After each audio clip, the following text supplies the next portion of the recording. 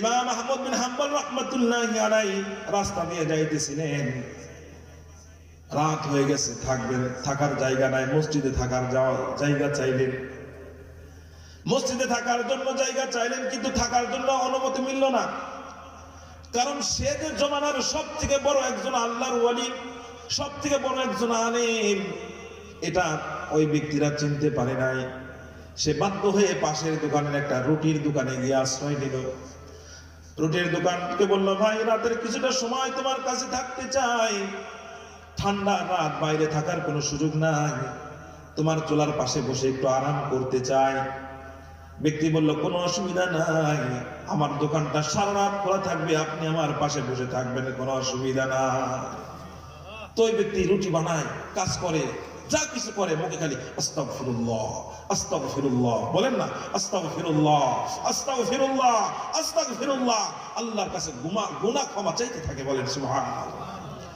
ইমাম আহমদ বিন হাম্বল জিজ্ঞাসা করলেন, যুবক, তোমাকে দেখতেছি সব সময় তুমি যেন মুখে কি যেন একটা জিকির করতেছো, কি যেন বলতেছো, ব্যাপারটা কি?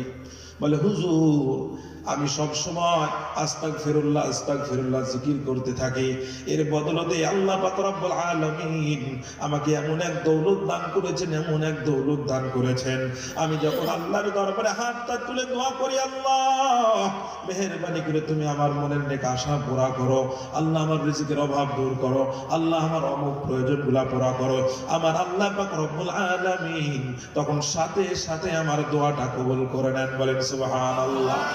তবে হুজুর, একটা দোয়া এমন আছে যে দোয়াটা আমি বারবার করেছি, কিন্তু এখন পর্যন্ত আল্লাহ পাক রব্বুল আলামিন সেই দোয়াটা কবুল করেন নাই।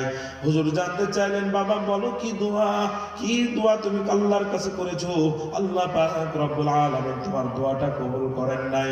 তখন ওই ব্যক্তি বলল, হুজুর, আমি শুনেছি এই পৃথিবীর বুকে বর্তমান সব থেকে বড় আলেম হলো আহমদ বিন হাম্বল রাহমাতুল্লাহি আলাইহি। আহমদ বিন হাম্বল রাহমাতুল্লাহি আলাইহি উনি হলেন জমানার সব থেকে বড় একজন আলেম। আমার বড় শখ, আমার বড় আশা, আমি ওই ব্যক্তিকে দেখব, আমি তাকে দেখে আমার চক্ষুর শীতলতা অর্জন করব। হুজুর, এই দোয়া করতেছি, কিন্তু আজও পর্যন্ত আল্লাহ রাব্বুল আলামিন আমার দোয়া কবুল করেন না। এবার ওই ইমাম আহমদ বিন হাম্বল, যিনি তার পরিচয় লুকিয়ে রেখেছিলেন, উনি আবার বলে দিলেন, বাবা, সব দোয়া আল্লাহ পাক রব্বুল আলামিন তোমার কবুল করেছেন, সব দোয়া আল্লাহ পাক রব্বুল আলামিন কবুল করেছেন, আজকের দোয়াটাও আল্লাহ রব্বুল আলামিন কবুল করে নিয়েছেন। আজকের দোয়াটা হলো, তুমি যে আল্লাহর কাছে দোয়া করেছো, আহমদ বিন হাম্বলকে দেখতে চাও, আহমদ বিন হাম্বলকে দেখতে চাও, ও যুবক, দেখো আমি হলাম জমানার আহমদ বিন হাম্বল, আমাকে দেখে তোমার চোখের শীতলতা অর্জন করো, চোখের শীতলতা অর্জন করো, বলেন সুবহানাল্লাহ।